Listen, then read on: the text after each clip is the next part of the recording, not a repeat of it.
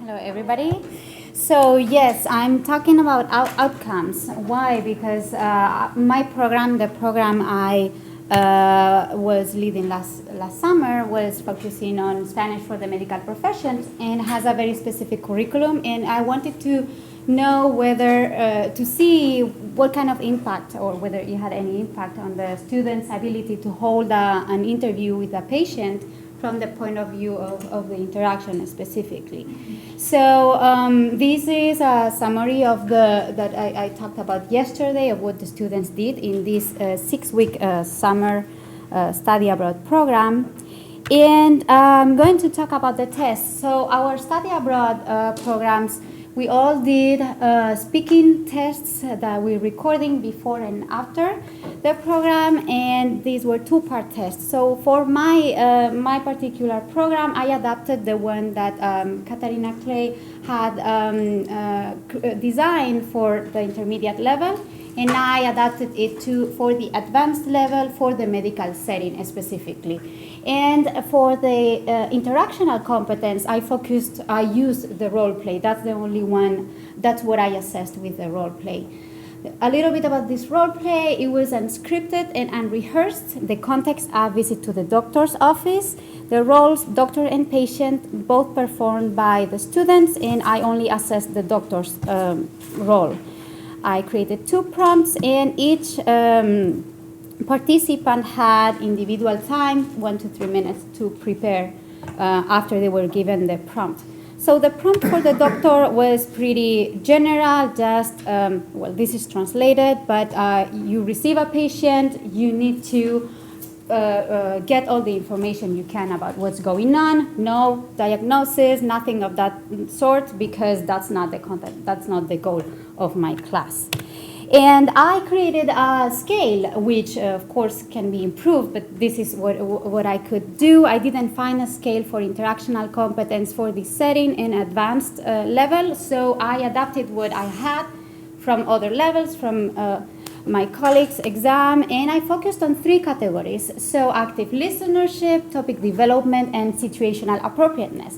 And I will talk a little bit more about these categories after this. So this was my scale, and these were actually the grades that I gave my students. Well, this exam wasn't for a grade, but this is how I've graded them. So in general, they all advanced.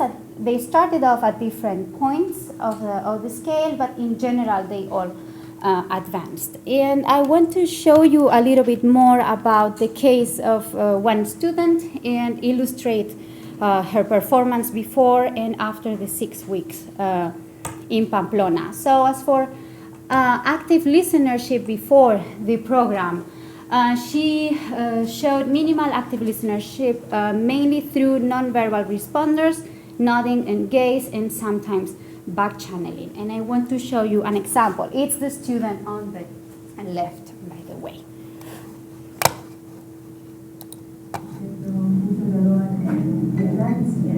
Donde el perro me murió y estoy muy nerviosa y produzco mucho saliva en mi boca, y la saliva es pegajosa y espesa, y no sé lo que es algunas veces.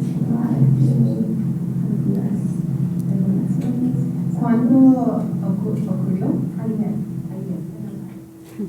So this was a very fun role play. They loved it because the patient had the rabies, and it was really fun when they found out. So after a while, I give them a paper that says your patient has rabies, but I'm not interested in that part so much. But they had a lot of fun, and these are the same students after the program. So if you see her in this part, she provides more regular listening support through both non-lexical and lexical responders. She is able to take the floor, producing acknowledgement tokens and sometimes assessments and substantive comments and responses when appropriate.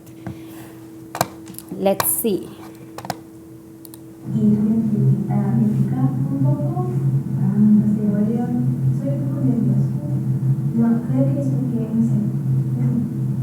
¿Puedo ver su herida? Sí, es aquí. Ah, vale. ¿Hay mucha sangre? Sí. Y sí, está ensomado. ¿Un poco? Sí. Sí. ¿Necesitas un poco? Sí, pero primero. Okay, so this is an example, and for the other example, do I have the time to show it? One, okay. So it's actually very, very short. So this is what about situational appropriateness. So here I included a bunch of things that are related to the institutional setting of these interactions. So things such as what's the adequate opening, the closing, the posture, register, politeness, displays of empathy. So all this category. And so you can already see already, for example, her posture has changed from the beginning and after. And so her first greeting was just, hola, ¿cómo estás? Hi, how are you feeling? Using the informal form, while this is the second one. Hola, buenos días, soy la doctora Cristi. ¿Cómo te llamas? Leila. Mucho gusto. Entonces, ¿por qué vienes hoy? Pues, ayer. Okay, so something very cool is that she actually she started with the informal form, and she's able to catch up and rephrase it. So some conclusions from this. This is not a formal study so far, but it tells me a lot about my students' improvement during the study abroad in what is in interaction for this setting. And they all advance in their targets for the 3 targets I set, and more than half of them actually achieved these targets. So it was very useful to do these role plays, and I think it gave me good insight of how this curriculum was helping our students. Thank you. Also.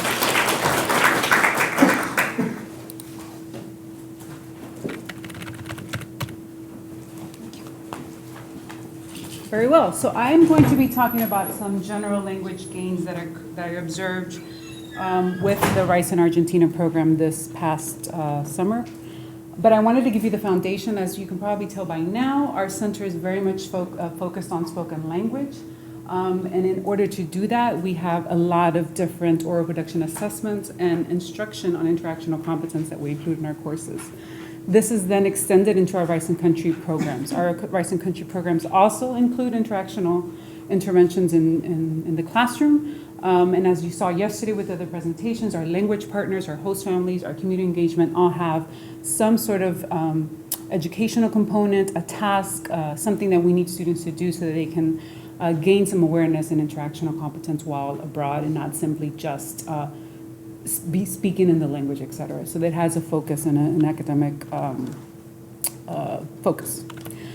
So the case study in Buenos Aires, it was a group of 8 students. They had all completed first year, with the exception, that's my little asterisk, of 1 student that placed into the second year level. As Victoria made reference, our colleague Catarina Kley, she was gracious enough to create the prompts, the instructions, the rubric, the entirety of what we needed for all the language programs. So she made sure that it was accessible to all our programs that we had in different countries. This included a pre and post oral assessment that included an interview with the professor and role plays. So we're looking at the interactional and at the ability to sustain a conversation, in this case with the professor. And in my case, I also did a post-placement test. I'm not very interested in their ability to write essays, because to be frank, when they're abroad, they're texting, they're not writing essays, unless they're gonna go and enroll in the university there for higher studies. So I feel bad because I'm pretty much showing Catarina's work here. So she gave us 3 components. Were they to start asking the students by prompting them to describe in the present, see if they can narrate in the past, and see if they can narrate in the future. We were supposed to do a mix of these questions, not have them occur in any particular order. And then we had a very simple but useful rubric. We were very interested in fluency, first of all, even though it's the last one here. Accuracy obviously had to be there, and vocabulary, so that we can see if vocabulary grew in any shape or form. And then here's Rafael's graph. Thank you, Rafael, for putting the numbers together. So these are the gains that occurred or Kate made them. So these are the numbers from, point is I didn't make the graph. So these are the numbers from Argentina, and as you can see, all students had gained some more than others, and these are solely for the interview, yeah?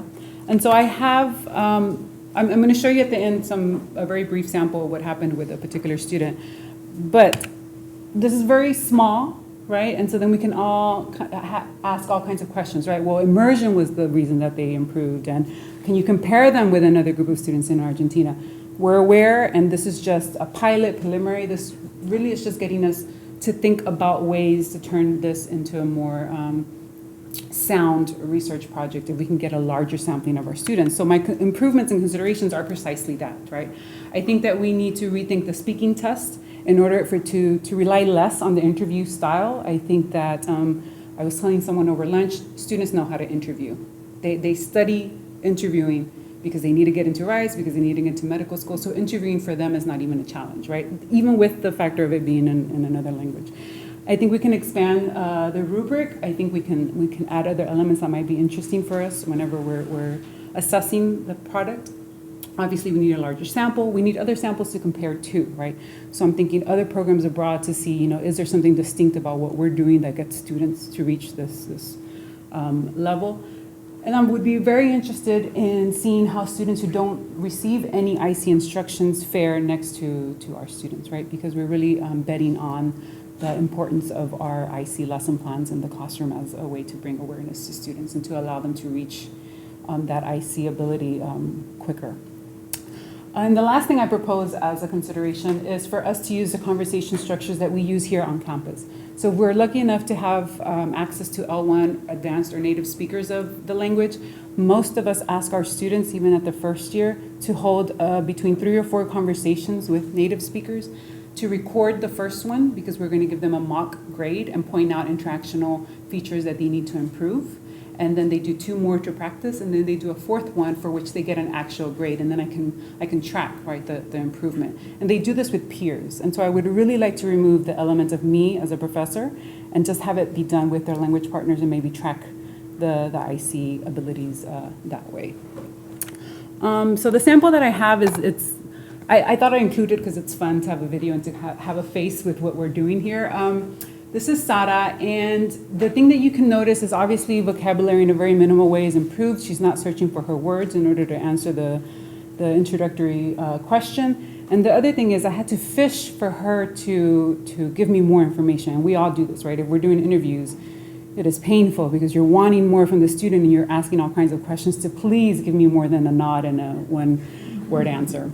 And so Sara does this on the second time around. I don't have to prompt her. There's probably a whole host of factors, but I think it's nice just to see it briefly.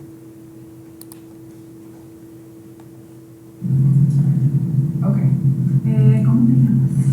Sara. Bien. ¿Y de dónde eres? De Chicago. Sí. De un barrio de Chicago. Okay. ¿Cómo se llama el barrio? Park Ridge. Sí. There's this look of where she wants to say more, right? She's eager to say more, but Sara just doesn't have what she needs to say more. And you'll see now her in Argentina. Barrio de Chicago. Okay. ¿Cómo se llama el barrio? Park Ridge. Sí. Empezamos. ¿Cómo te llamas? Me llamo Sara. No, me llamo Sara. Okay. ¿Y de dónde eres? Soy de los Estados Unidos, de Chicago. Vivo afuera de la ciudad, en un barrio cerca, pero es 20 minutos. So she gives me neighborhood, she gives me distance. The other thing that crossed my mind was probably she's answered that question a whole lot when she's in Argentina, right? So I'm not trying to say, oh, my one IC lesson plan made her produce this. I mean, obviously I think that influenced it, but this is a little sneak peek of what we did. Okay, I was the faculty leader for the Rise in Germany program in Berlin in the summer of 2016. And before I went to Berlin, I was thinking, well, this is great that students are staying with host families, because I'm really interested in how their interactional competence develops over time in naturalistic settings, such as conversations with hosts. So I asked my students to participate in my little study. Unfortunately, only one student agreed to participate, so I only have data, or some data from this one student. He is a Chinese student actually, and gave himself an American name. I just picked this pseudonym for him, Jason. And as I said, he was a participant this past summer. So he recorded 8 conversations with his host father over breakfast or dinner. And so what he did, he recorded those interactions rather randomly, as you can see here. And he didn't start right from the beginning, right? I mean, the program started at the beginning of June. He started like in week 2.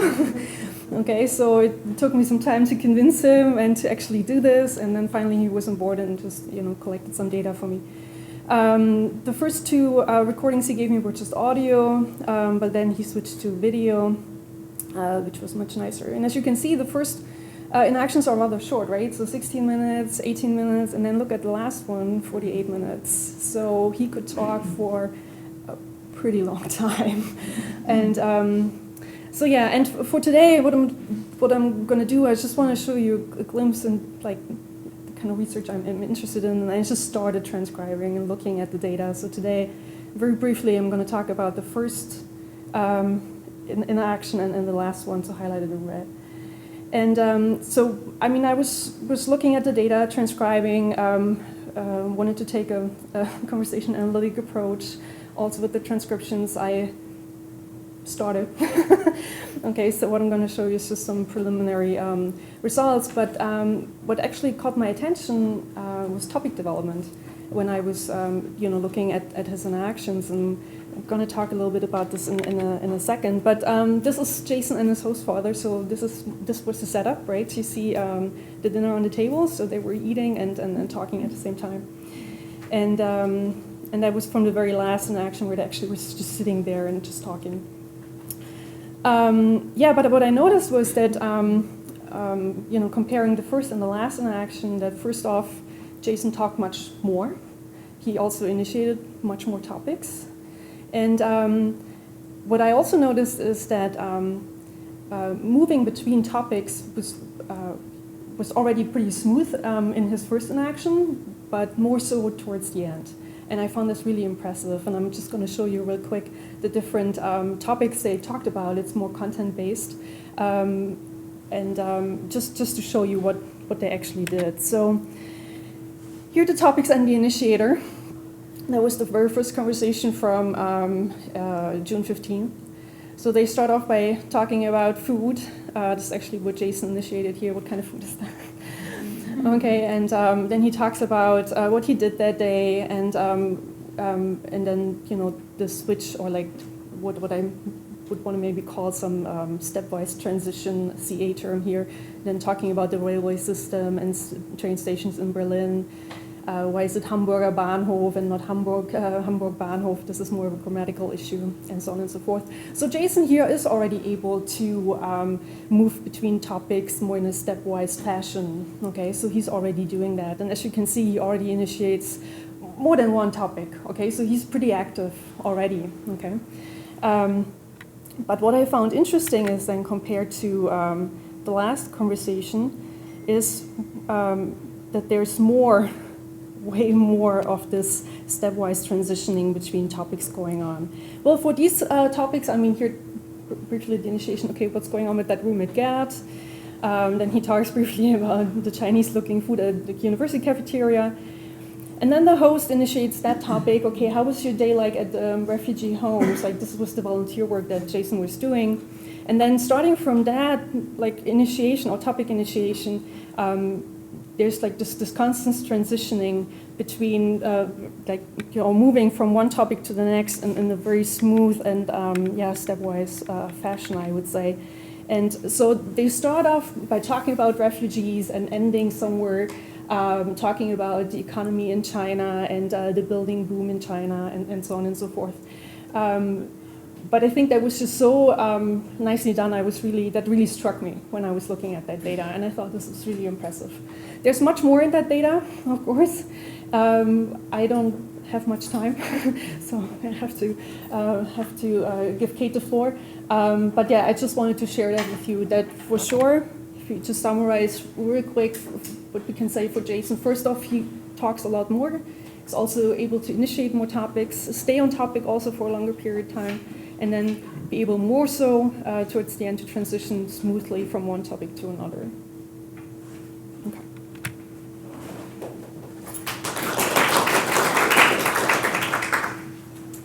Okay, so we've talked a lot about how we're focusing on this CA-informed, conversation analysis-informed instruction here, and how we're focusing on interactional competence. So what I thought I would show you today was how this appears in the students talking about their time abroad, the evidence for how they're taking it, I guess. So last summer, during the 6 programs that you've heard about some of today, I did a larger research project that involved a questionnaire. There was a pre and post cognitive fluency test, pre and post speaking tests that were recorded on video, and then pre and post written pragmatic tests. And some of these things are turning into further projects, but what I'm going to talk about right now are these biweekly surveys that they did while they were there. So they got 2 surveys per week, and they were short because, first of all, language pledge and these surveys were in English, and second of all, they didn't always have internet, and I didn't want to overload their free time. So once per week, at the end of the week, they self-reported how often they spoke in the target language versus English outside of class. And I just thought I would briefly show you that because it's interesting. And they also, on the same survey, talked about the context in which they spoke it. So they just checked off everywhere they'd been that week, basically, and then provided how much of that time was you talking versus someone else. Like, how much did you speak in that conversation? Which I'm still looking at that data. But here is what they reported as far as speaking the target language outside of class. So blue, purple, green, that's 175, 50% of the time. So most of them are speaking it more than at least 50% of the time outside of class, which is good for our language pledge. And only a few of them saying that they're speaking the target language infrequently, and that trickles off by the end. Also, this is the time spent speaking English. So more than half of them are speaking English infrequently, or 25% of the time outside of class. And they knew doing these surveys, it says at the top, your instructor will never see this. So I'm assuming they were relatively honest with me about their language use. But the other questions they answered on these surveys were more reflective. So these are just some examples. I'm not going to read them all out to you, but just things like, did you have any big successes in your communication this week? What was it and how did it feel? Have you noticed anything about gestures or body language? Noticing things about the culture, so sort of getting them to reflect on their experience in that week, and they were mostly different in the different weeks. So I wanted to show you some answers that I thought were either indicative of what happened for them while they were abroad or showing how they're taking this IC instruction and thinking about it outside of class. So here are some reflections from week 1. In Germany, one student saying they've noticed they can follow a lot of conversations sometimes with their host family, but when they're out on the streets maybe or in other crowds, they're feeling totally lost. So noticing different abilities in different contexts. Even from week 1, starting to think about how they can communicate through body language in China, and also in Argentina, thinking about how it's hard for that person to come up with things to say when not asked a question and to continue a conversation. So we're focusing on things like continuing a conversation, and they're thinking about it that way themselves outside of class. Skipping ahead to week 5, just because of limited time, the student in China is noticing that their different interlocutors are sort of orienting them differently. So saying that when they're out into a grocery store or doing something on the streets, those interlocutors might be less inclined to be what Actual calls a sympathetic, right, listener, a native speaker, because they don't know that this person is a learner, and so they just have to sort of deal with that. And then in Germany, starting to notice things like they use thank you and you're welcome slightly differently than in English, but they're also placed differently in the turn sequences in the conversation, and starting to think about what that means for them and how they should try to emulate it. And I can put these back up on the screen more. And then in week 6, in France, noticing things like how interacting people is different. There are rules, the student says, to interaction that they've noticed in France that are different from here. In China, noticing how a Chinese person might repeat what they just said via explanation instead of repeating the exact same phrase over again, and what that means in a conversation.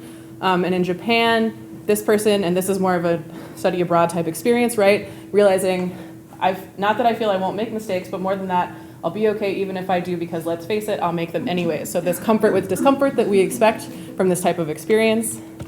And finally, this one from Germany. I'm just gonna read it to you because I really like it. It felt so difficult to do things like order food and buy things in the first week. And while I'm still a little tentative that I'll be given a question I don't know the answer to, I find it relatively easy and instinctual to carry on conversations with vendors in German. I remember week 1 when it took me a few minutes to get through a relatively simple request for ice cream, and today I had the same conversation while half asleep without hesitation or anyone speaking to me in English, which is wonderful. I think it's most clear that you've improved when the salesperson doesn't reply to you in English or say, "Oh, are you American?" the second you open your mouth. So this idea that you could be half asleep and have a successful interaction in the second language because of your time abroad, I thought was really great. Also, the student apparently ate a lot of ice cream. I don't know. So as far as the student perceptions of these IC interventions, they're of course noticing things that we often see that students notice, like new linguistic forms, using them differently, like the thank you and please in Germany, noticing intercultural differences, but they're also really aware of themselves in interaction and what it means for them to be a co-constructor of a conversation, thinking about the way that they have their own turns in the conversation, expanding on a topic, that kind of thing, and they're actively thinking about it. And also that comfort with being uncomfortable that we hope that they eventually really settle into. So I thought I would show you the student side of what we've seen, a little piece of it, and that's all I have.